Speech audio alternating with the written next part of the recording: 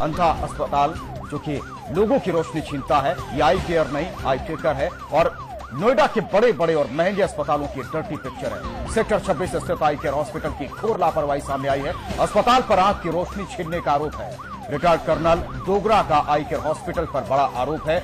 गलत ऑपरेशन की वजह से चली गई एक आंख की रोशनी। आंख की रोशनी छीनने के बाद अब अस्पताल दिखा रहा है आंखें। रिटायर्ड कर्नल की बात सुनने को तैयार नहीं अस्पताल प्रशासन। अगर आपकी आंख में कोई परेशानी है और आप इलाज के लिए आई हॉस्पिटल जाना चाहते तो जरा सावधान हो जाइए, क्योंकि हो सकता है कि आपकी आंख ठीक होने की बजाय और ज्यादा खराब हो जाए। क्योंकि यह मामला सामने आया नोएडा के सेक्टर 26 से, जहां आर्मी के एक रिटायर्ड कर्नल को अपनी एक आंख की रोशनी गंवानी पड़ी। दरअसल नोएडा के सेक्टर 29 में गंगा अपार्टमेंट में रहने वाले आर्मी से रिटायर्ड कर्नल अशोक डोगरा को दाईं आंख में दिक्कत हुई थी। इसके इलाज के लिए जब वे नोएडा से सेक्टर 26 स्थित आई केयर हॉस्पिटल पहुंचे तो वहां की डॉक्टर नेहा ने उनका चेकअप करने के बाद बताया कि उनकी आंख के मैकुला में छेद हो गया है, जिसको एक छोटे ऑपरेशन के बाद ठीक कर दिया जाएगा। डॉक्टर की सलाह पर कर्नल डोगरा ने सभी चेकअप कराने के बाद ऑपरेशन कराया, लेकिन ऑपरेशन के बाद उनकी आंख में परेशानी कम होने की बजाय और ज्यादा बढ़ गई। अब उनकी दाईं आंख की रोशनी गायब हो गई है और उन्हें उस आंख से दिखना बिल्कुल बंद हो चुका है। कर्नल डोगरा जब अपनी आंख के इलाज के लिए एम्स गए तो वहां उन्हें पता चला कि उनकी आंख के मैकुला में जहां पहले एक छेद था वहां अब 2 छेद हो गए और आई केयर अस्पताल इसके बाद भी संवेदनहीन बना हुआ है। न तो आई केयर अस्पताल का कोई अधिकारी इसकी जिम्मेदारी ले रहा है और न ही कोई डॉक्टर। तो ऐसे अस्पताल से आपको सावधान रहने की जरूरत है और उससे भी ज्यादा आपको इसलिए सावधानी बरतनी होगी कि अगर आप आंखों का इलाज कराने जाते हैं तो हो सकता है आपकी आंखों की रोशनी चली जाए।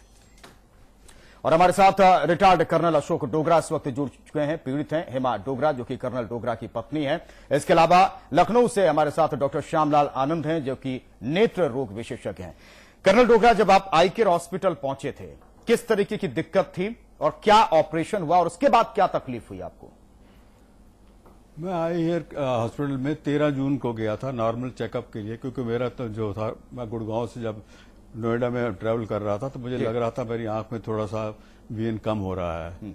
तो नॉर्मल जो ECHS के थ्रू गया था तो मेरा वहां पर जो है उन्होंने मेरे नेहा गोयल को रिकमेंड किया। उन्होंने कहा कि आपकी जो मैकुला में है, जो रेटिना का जो पिछला पोर्शन होता है उसमें छोटा सा होल है और आप बड़े समझदार पेशेंट हैं, आप लोगों को तो पता भी नहीं चलता है, तो इसलिए आपको घबराने की जरूरत नहीं है।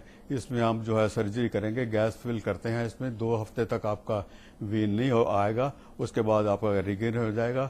इसके साथ ही हम जो है आपका कैटरेक्ट का भी ऑपरेशन करेंगे कि नॉर्मली ऐसा होता है कैटरेक्ट जो है इस ऑपरेशन के बाद रिपेयर हो जाता है जी। तो इसकी बात को हमने मान भी लिया इसकी बात को। और फिर उसके बाद जब मैं इन्होंने कहा कि आप काउंसलर से जाके जो है अपनी आपको बाकी जो है डिटेल्स काउंसलर आपको बताएगी, वो डेट्स वगैरह भी दे देगी और जो रिस्क इन्वॉल्व है उसमें वो भी बताएंगे। लेकिन मेरे को कोई भी इस चीज़ का कोई रिस्क इन्वॉल्व नहीं उन्होंने बताया गया। उन्होंने कहा ये बड़ी माइनर सर्जरी है और आपका जो है टेंटेटिव डेट 19 तारीख को दी।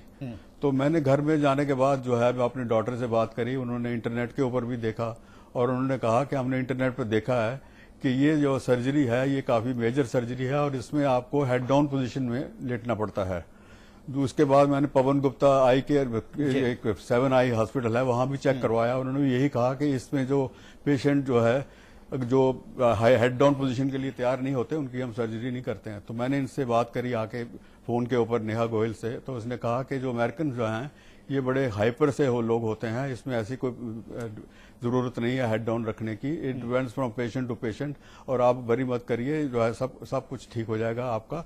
तो फिर 22 जून को मैं जो मेंटली प्रिपेयर होके इनकी सर्जरी के लिए वहां पर गया था।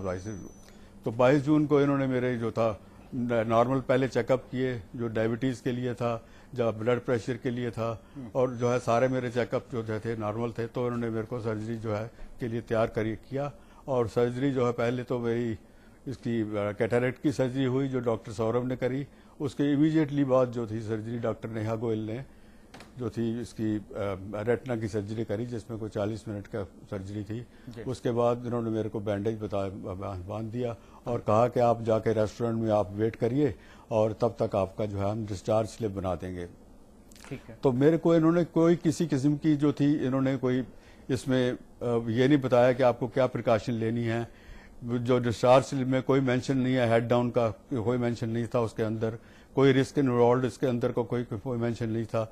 और उसके बाद जो है मैंने जैसे जैसे इन्होंने बताया था वैसे मैंने किया। और पहला जो रिव्यू था जो 30 जून को हुआ, उसमें इन्होंने कहा कि आपकी सर्जरी बिल्कुल ठीक हुई है, आपको कोई घबराने की बात नहीं है। नेक्स्ट रिव्यू जो है हम 8 जुलाई को करेंगे। तो 8 जुलाई को जब रिव्यू हुआ तो उसमें भी यही चीज बताई गई मेरे को कि आप जो है सर्जरी बिल्कुल ठीक है, आप थोड़ा सा ऐसा है कि हेड डाउन 3-4 घंटे हेड डाउन रखिए अभी, और उसमें भाई सब ठीक हो जाएगा। 16 जुलाई को जब जो फाइनल रिव्यू हुआ तो उसमें मेरे को इन्होंने बताया कि आपका जो होल है वो बिल्कुल नहीं भरा है, और आपकी मतलब सर्जरी जिस होल का ऑपरेशन हुआ वो भरा ही नहीं था। भरा नहीं, तो वो भरा नहीं है और सर्जरी फेल हो गई है। तो मेरी वाइफ ने इनको कहा कि आप ओसीटी करके क्यों नहीं देख लेते कि कितना होल है उसमें। तो इन्होंने कहा कि ओसीटी की कोई जरूरत नहीं है, मैं देख सकती हूँ, और इसका इलाज जो है अभी एम्स वाले ही कर सकते हैं इसमें। तो ये जो मेरे को इतना बड़ा शॉक हो गया कि हर बार मुझे ये बताते रहे कि सर्जरी माइनर है, हर बार आपका सर्जरी बिल्कुल ठीक हुई है। तो मैं तो वहां पर चेयर पर ही सिंक कर गया और मैं बेहोश हो गया था वहां पर। इन्होंने मेरे को जो है, जैसे कि मुझे बाद में पता चला कि ऑक्सीजन वगैरह दी, और मैं अपने जो है इमरजेंसी रूम में ले गए थे, वहां कोई इंजेक्शन दिया तो मेरी जो है होश रिगेन किया, I was almost dead in fact. तो उसके बाद जो है मेरे को इन्होंने कहा कि आप जो है कार्डियोलॉजिस्ट को दिखाएं। इसके बाद तो हम 3 दिन जो है वहां पर 4 दिन जो है हॉस्पिटल में रहे, भारद्वाज हॉस्पिटल में भर्ती रहा। उन्होंने मेरे सारे चेकअप किए, नॉर्मल था, हर चीज जो नॉर्मल थी, कोई प्रॉब्लम नहीं थी उसमें। इसके बाद आपको पता चला कि 2 छेद हो गए। जो छेद, उसके बाद मैं आई केयर से जब मैं वहां पर एम्स में गया तो उन्होंने ओसीटी किया 30 नवंबर को। तो उसमें देखा गया कि जो होल 400 था पहले वो 1450 हो चुका था जिसकी सर्जरी हुई थी, और एक होल और था जो 800 का उसके साइज था, जो माइक्रोन उसका जो यूनिट होता है उसमें 800 हो चुका था। तो उन्होंने कहा कि जो नॉर्मल सर्जरी जो है हम 1000 तक ही करते हैं, तो ये जो इसका कोई सर्जरी करने का कोई फायदा नहीं है। तो इसके बाद जो है मेरी तो मैं तो बिल्कुल 3-4 महीने जो मैं डिप्रेशन में रहा और काफी बुरी हालत में रहा। डॉक्टर श्यामल आनंद जी, आपने पूरी तस्वीर समझी, देखी, ये क्या बहुत ही माइनर सर्जरी होती है क्या मैकुला में होल की? और जो कर्नल डोगरा साहब बता रहे हैं, ये ऐसे अस्पतालों पर लगाम कब लगेगी जो लोगों की आंखों की रोशनी छीनते हैं? बड़े बड़े अस्पताल हैं और उसके बाद आंखें दिखाते हैं। अब ये तो एक सोशल इशू हुआ है, मेडिकल इशू तो हुआ नहीं।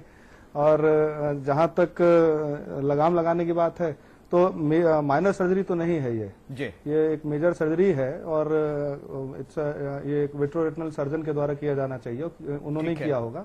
जैसा आई केयर हॉस्पिटल काफी फेमस हॉस्पिटल है। तो एक्चुअली आंख को ऐसा समझने के लिए हम समझ सकते हैं कि आंख को 2 पार्ट में डिवाइड कर सकते हैं। आगे के पार्ट को एंटीरियर सेगमेंट कहते हैं, पीछे के पार्ट को पोस्टीरियर सेगमेंट कहते हैं। तो जो कैटरैक्ट होता है वो एंटीरियर सेगमेंट के सर्जन के द्वारा किया जाता है, और जो रेटिना का काम होता है, जो मैकुला में जो सर्जरी हुई वो पोस्टीरियर सेगमेंट के सर्जन के द्वारा किया जाता है।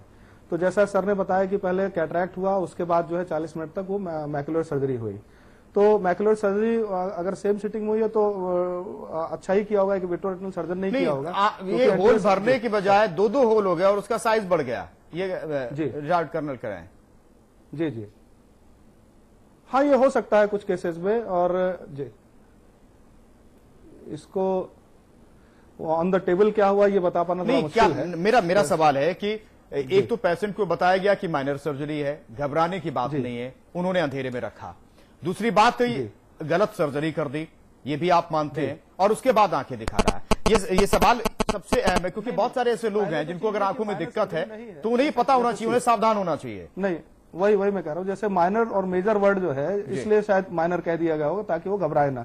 मेरे ख्याल से माइनर सर्जरी नहीं है, अच्छी खासी मेजर सर्जरी है। और अगर 2-2 सर्जरीज हुई हैं, कैटरैक्ट और उसके बाद जो है मैकुलर सर्जरी हुई है, तो माइनर बिल्कुल नहीं है। बट पेशेंट को एट ईज रखने के लिए कई बार हम लोग बोल देते हैं कि नहीं, इसके लिए इसमें घबराने की कोई जरूरत नहीं है। और जैसे कैटरैक्ट भी कहने के लिए ऑफ्थेल्मोलॉजी में 5-6 मिनट की सर्जरी है, but it's a major surgery. क्योंकि हमारे साथ हमारे सहयोगी सौरभ साहनी जी जुड़े हुए हैं। सौरभ, नोएडा में ये बड़ा अस्पताल अपने आप को बड़ा अस्पताल कहता है, दावा करता है, और ये आंखों की रोशनी छीनता है, क्यों नहीं एक्शन हो पा रहे ऐसे अस्पतालों के खिलाफ? विकास देखिए, पहले तो मैं डॉक्टर साहब से ये पूछना चाहता हूँ कि क्या चाहे ये माइनर केस हो या मेजर केस हो, इतना बड़ा ऑपरेशन होने के बाद क्या किसी पेशेंट को तुरंत डिस्चार्ज कर देना चाहिए या उसे एडमिट कराना चाहिए? नहीं, हो सकता है कि वो होल उस समय ना हुआ हो और वो बाद में हुआ हो, और उस समय उनकी जो कंडीशन रही उसको देख करके हम लोग जैसे कैटरैक्ट ऑपरेट करते हैं तो कैटरैक्ट ऑपरेट करके सेम टाइम डिस्चार्ज कर देते हैं। तो कुछ कॉम्प्लिकेशन सेम डे भी हो सकता है, कुछ कॉम्प्लिकेशन एक हफ्ते बाद भी हो सकते हैं और उसके बाद भी हो सकते हैं। तो हो सकता है डिस्चार्ज करने के समय जो है वो उनकी कंडीशन ठीक रही हो, इसलिए डिस्चार्ज किया गया हो। नहीं, कर्नल डोगरा साहब तो कह नहीं रहे हैं स्थिति, और उस तरीके से प्रिकॉशन भी नहीं बताया अस्पताल ने। आनंद फानन में ये ऑपरेशन किया गया, सर्जरी की गई आनंद फानन में, और उसके बाद कहा कि हम आपको डिस्चार्ज कर दें। इट्स अ मेजर सर्जरी, आनंद फानन में कैसे हो सकता है? नहीं, कर्नल डोगरा साहब यही बता रहे हैं। जी नहीं, उनको टाइम दिया गया होगा कि इस तारीख को किया जाएगा। मेरे ख्याल से उन्होंने शायद 26 जून बताया है, तो it was purely a plan surgery. 26 जून या 30 जून जो सर ने बताया। डॉक्टर साहब, क्या एक होल का ऑपरेशन हुआ, 2 होल कैसे हो गए, ये क्या है? देखिए डॉक्टर ऑपरेटिव ऑपरेटिव कॉम्प्लिकेशन यहाँ पर हम यहाँ पर डॉक्टर लॉबीज को नीचा दिखाने के लिए नहीं बैठे हो। हम यहाँ पर सिर्फ एक डिस्कशन करने बैठे हुए हैं कि इतना बड़ा हादसा हो गया और उस बंदे के लिए कोई खड़ा होने को तैयार नहीं है। ठीक है, नहीं बिल्कुल। डॉक्टर कहते हैं मैं आपको बताता हूँ हमने जब आई केयर डॉक्टर्स के जो सुमित चौधरी हैं उनसे अभी हमने बात करने की कोशिश करी, तो उनका ये कहना था कि भाई हम कोई भगवान नहीं है। क्या डॉक्टरों के मुंह से ये शब्द निकले? आपको लगता है कि ऐसा बोलना चाहिए? भगवान नहीं है क्या? एक डॉक्टर, एक आम आदमी डॉक्टर के पास क्यों जाता है? डॉक्टर के पास क्यों जाता है? वो ये उम्मीद लेके जाता है कि मैं आज बेड पे पड़ा हूँ तो मैं डॉक्टर के पास जा रहा हूँ, तो डॉक्टर मुझे वहां से फिट करके और हेल्दी बना के भेजेगा। उसका मतलब ये नहीं है कि मेरी आंखें फोड़ देगा, मैं इलाज कराने गया हूँ। ये एक आज की रेट में जो प्राइवेट हॉस्पिटल्स ने एक वो बना लिया है ना कि एक बिजनेस डील्स बना ली है कि आप आओगे, आप मजबूर भी हो, आप मरने भी वाले हो तो भी आप साइन करके जाओगे और आप वहां पर कंसेंट देके जाओगे। उसके बाद चाहे वो मर रहा हो या ना मर रहा हो, लेकिन डॉक्टर की कोई रिस्पॉन्सिबिलिटी नहीं है। वो सिर्फ एक ट्रायल करने के लिए बैठा है, वो एक वहां पर एक्सपेरिमेंट करने के लिए बैठा है। क्या आप इस चीज को मानते हैं कि एक नहीं, मैं इस चीज को बिल्कुल नहीं मानता हूं, और आपकी बात से काफी हद तक अगर उन्होंने रिप्लाई करा तो डॉक्टर आपके हाथ से अगर कोई पेशेंट आता है, अगर आपसे कोई भी इफ एंड बट छोटी मोटी भी एक मिस्टेक हो गई है, तो आप उसको मान के उस चीज को ठीक करने की कोशिश करेंगे या आप उसे छोड़ देंगे कि नहीं? बिल्कुल नहीं। और डॉक्टर साहब हम सिर्फ ये पूछना चाहते हैं कि आई केयर वालों का ये कहना है कि जब ये चीज हुई थी जी, और हमारे साथ यूपी सरकार के मंत्री, स्वास्थ्य राज्य मंत्री एसपी यादव जी जुड़ चुके हैं। एसपी यादव जी, नोएडा का एक बड़ा हॉस्पिटल है आई केयर, कर्नल डोगरा साहब हमारे हैं पास, वो कह रहे हैं कि दरअसल इलाज कराने गए तो उनकी आंखों की रोशनी छीन ली, एक होल की जगह 2 होल हो गए। इतनी बड़ी लापरवाही, और उसके बावजूद भी ऐसे अस्पतालों के खिलाफ कोई एक्शन नहीं हुआ अब तक, और आंखें दिखा रहा है अस्पताल। एसपी यादव जी, आप हमारी बात सुन पा रहे हैं? जी। ये बहुत ही गंभीर प्रकरण है, जैसा कि आप चैनल से पता चला है और मैंने स्वयं देखा है जी।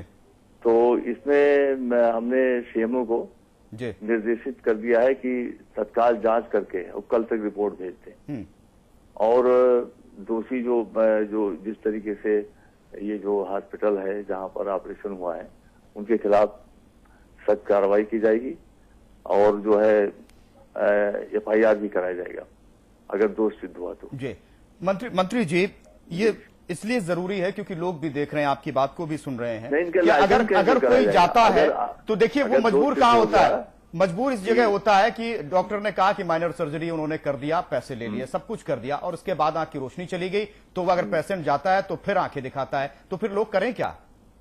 नहीं, यही तो है, उसमें हमने सीएमओ बता दिया है कि आप जांच करके रिपोर्ट दीजिए कि कहीं लापरवाही हुई है या कहीं वहां पर संसाधन की कमी थी, इंफ्रास्ट्रक्चर की कमी थी, या जो है कैसे हो गया।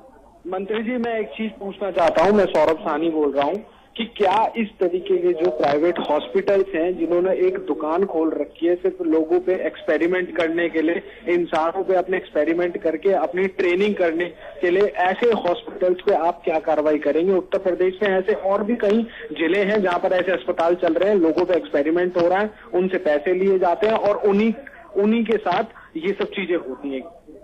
नहीं, जहाँ शिकायत मिलती है वहाँ कार्रवाई की जाती है, निश्चित तौर पे इसमें भी कार्रवाई की जाएगी और ऐसे हॉस्पिटल्स का लाइसेंस निरस्त किया जाएगा। नहीं, SP Yadav ji, retired colonel Dogra साहब हैं हमारे साथ है, उनको आप ये भरोसा दे पाएंगे, आश्वस्त कर पाएंगे कि उनको न्याय मिलेगा? हाँ, बिल्कुल न्याय मिलेगा। न्याय मिलेगा और जो दोषी है उनके खिलाफ कार्रवाई होगी निश्चित तौर पर। और ये हॉस्पिटल के खिलाफ जो है कार्रवाई होगी। हमने इसलिए सीएमओ से तत्काल रिपोर्ट मांगा है, कल तक रिपोर्ट। न्याय मिलेगा और जो दोषी है उनके खिलाफ कार्रवाई होगी निश्चित तौर पर। और ये हॉस्पिटल के खिलाफ जो है कार्रवाई होगी। हमने इसलिए सीएमओ से तत्काल रिपोर्ट मांगा है, कल तक रिपोर्ट मांगा है। और क्या रिपोर्ट आपको मिल चुकी है? और डोगरा साहब को न्याय मिलेगा और जो दोषी हैं उनके खिलाफ कार्रवाई होगी। नहीं मंत्री जी, क्या आपको ये रिपोर्ट मिल चुकी है सीएमओ की तरफ से? हेलो, हाँ एसपी यादव जी, क्या ये रिपोर्ट आपको मिल चुकी है सीएमओ की तरफ से? नहीं, सीएमओ से हमने मांगा है जी, 24 घंटे के अंदर रिपोर्ट भेजें जी। अब मंत्री जी, एक चीज और मैं आपसे आश्वासन लेना चाहूंगा कि जिस तरीके से जब कोई क्रिटिकल केस होता है, कोई मरीज हॉस्पिटल में आता है, तो उससे कंसेंट ले लिया जाता है कि अगर कोई भी घटना हो जाती है तो डॉक्टर की रेस्पॉन्सिबिलिटी नहीं रहेगी, चाहे वो माइनर केस भी हो और चाहे वो बड़ा केस भी हो। तो ऐसे में क्या होना चाहिए कि कुछ सरकार को ऐसी पॉलिसीज नहीं बनानी चाहिए कि जिसकी वजह से ये सब चीजें रुके, क्योंकि बाद में जिसके साथ होता है, किसी गरीब के साथ कुछ होता है तो दूसरे लोग उनसे आंख दिखाते हैं और एमसीआई भी देती है। तो इस तरीके से मतलब इसमें हाँ दोषी पाए जाएंगे, कार्रवाई होती है और लाइसेंस भी निरस्त होता है। नहीं मंत्री जी, हम ये भरोसा चाहते हैं कि किसी दूसरे पेशेंट के साथ ऐसा ना हो उत्तर प्रदेश में। नहीं देखिए, ऐसा है, हम तो सरकार पूरी सख्ती कर रही है जी, और हमारे माननीय मुख्यमंत्री स्वयं जो है स्वास्थ्य विभाग में बहुत ज्यादा मतलब उनकी भी इंटरेस्ट है कि लोगों को इलाज भी मिले और गलत अगर कोई इलाज करता है या दवा देता है जी तो उसके खिलाफ कार्रवाई। जो पेपर्स है, जो पीड़ित है हमारे साथ, इससे पहली नजर में यह साबित होता है कि अस्पताल ने एक लापरवाही बरती है और फिर बाद में गुंडागर्दी पर उतारू। क्या एक्शन ठोस होगा ताकि ये नजीर बने कि कोई हॉस्पिटल इस तरीके की किसी के साथ, किसी के स्वास्थ्य के साथ ना खेल पाए, उसकी आंखों को रोशनी न ले पाए? रिपोर्ट आने दीजिए कल और ठोस कार्रवाई होगी। जो हमने बताया, दोषी अगर दोष सिद्ध होगा तो उनके खिलाफ जो FIR होगा और लाइसेंस भी निरस्त होगा। चलिए हॉस्पिटल का। जी जी, शुक्रिया एसपी यादव जी, स्वास्थ्य राज्य मंत्री हमारे साथ जुड़े हुए थे। हमारे साथ हेमा डोगरा जी भी हैं। हेमा डोगरा जी, जब आपको पता चला कि आंखों की रोशनी चली गई, इतनी दिक्कत हो गई, फिर आपने आई केयर से कांटेक्ट किया, किस तरह का उनका रवैया था? बिल्कुल जी, पहले तो इन्होंने 2 महीने तक इन्होंने हमें कोई जवाब, हमने इनको ईमेल 2 महीने तक कोई जवाब नहीं दिया। 2 इनको ईमेल करी हमने, एक हमने रजिस्टर्ड लेटर भेजा, कोई रिप्लाई नहीं। फिर उसके बाद जो आप पोस्टर देख रहे हो, वो जब हमने इनको भेजा और उसके बाद इन्होंने हमें कांटेक्ट किया। ठीक है। और फिर उसके बाद कहते हैं कि अच्छा हम ना बोर्ड मीटिंग बैठाएंगे। मेरी डॉटर, मेरा सन इन लॉ बॉम्बे से 3 टिकट खर्च करके वो यहाँ आए हैं अपना काम छोड़ के, और जब हम इनके साथ मीटिंग में मिले हैं तो सोचिए ये प्रिपेयर ही नहीं थे। और जो 2 डॉक्टर ने जिन्होंने सर्जरी करी, दोनों डॉक्टर सामने नहीं थे। आप बताओ ये कहाँ का इंसाफ है? अगर आप इनको इंसाफ कहते हैं, हमारे घर में तो हमें माँ ने ये बताया था कि भगवान से पहले डॉक्टर आता है, डॉक्टर को माना जाता है। तो बताओ जिन्होंने सर्जरी करी वो दोनों नहीं थे, और डॉक्टर जो सुशील चौधरी थे उनको कोई पता ही नहीं था, वो बिल्कुल प्रिपेयर्ड नहीं थे, उनको पता ही नहीं था। तो फिर वो कहते हैं अच्छा हम देखें, और वो मेरे साथ जनरल बात करें, हाँ लड़कियां बहुत अच्छी होती हैं। अरे यहाँ इमोशन की कहाँ बात है? आंख चली गई, मेरी सारी जिंदगी बदल गई। हम लोग अच्छे खासे रह रहे थे, मेरे हस्बैंड इतने एक्टिव थे, आराम से 2 टाइम वॉक करनी है, गाड़ी में जाना है, गोल्फ खेलनी है, ऑफिस 2 टाइम जाते थे। हमारी तो पूरी लाइफ चेंज। आपको पता है ट्रॉमा क्या होता है? आगे मैं ट्रॉमा के हॉस्पिटल देखती थी, मैं कहती थी ट्रॉमा का इतना बड़ा हॉस्पिटल कैसे हो गया सफदरजंग में। आज मुझे पता चला है कि ट्रॉमा के हॉस्पिटल क्यों इतने बड़े होते हैं। आज अगर मेरे हस्बैंड इस कंडीशन में, आप देख रहे हो, मेरी दोनों लड़कियां, मेरे दोनों सन इन लॉ, मेरे तीनों ग्रैंड चिल्ड्रन, उनके बिकॉज ऑफ, और मेरे अच्छे फ्रेंड्स, मेरे अच्छे रिलेशन, उनके कारण आज आप इनको इस हालत में देख रहे हो। नहीं तो आपने डिप्रेशन वाले लोग देखे हैं, दीवार में मुंह करके खड़े रहते हैं, ये उनकी हालत, उनको पता ही नहीं होता कि हम क्या कर रहे हैं। तो ये हमारे साथ हुआ। फिर उसके बाद इन्होंने ये रिप्लाई दी है और ये प्रिपेयर नहीं थे। फिर उसके बाद कहते हैं कि अच्छा, फिर उसके जिस दिन हम मिल के आए कोई कुछ नहीं, इन्होंने कोई शांति से कोई भी नहीं, बिल्कुल देखिए इस तरीके से डॉक्टर साहब ट्रीट किया। 2 महीने तक बिल्कुल, तो जवाब ही नहीं दिया। Not prepared. 3 जने वहां से बॉम्बे से उठ के आए हैं। ये 3 बार 4 बार हर बार गए, कोई कॉन्टेक्ट नहीं। आप किसी आम आदमी जो दिखाने जाएगा वो क्या करेगा? फिर उसके बाद देखो ना, फिर मेरे हस्बैंड की उस दिन बहुत तबीयत खराब हो गई, तो मेरी डॉटर कहती कि पहले तो हम अपनी डॉटर के पास 2nd फ्लोर में वहां रहे हम, और उसके बीच में आपने देखे होंगे पेपर इतना बड़ा गट्टा है कि भाई मरता क्या ना करता, हमने कोई डॉक्टर नहीं छोड़ा। न्यूरो केयर सेंटर और फलाने भी न्यूरो को दिखाएं, क्योंकि ये हमारा तो हॉस्पिटल का चक्कर लगता था। इनको बिजोवेगल अटैक हो जाता था, ये बिल्कुल अपने ऐसे हो जाते थे। फिर इनको जट से हमने गोल्फ कोर्स में इनको लेके गए। आप देखना गोल्फ कोर्स में सब लोग उधर थे, मेरी डॉटर ने, मैंने इनको थ्रू माउथ रेस्पिरेशन दिया। आपको पता है हम किस टॉर्चर से, इन्होंने हमें किस तरीके से करा है। पहले तो आप बताओ कि सर्जरी अगर गलत किसी से,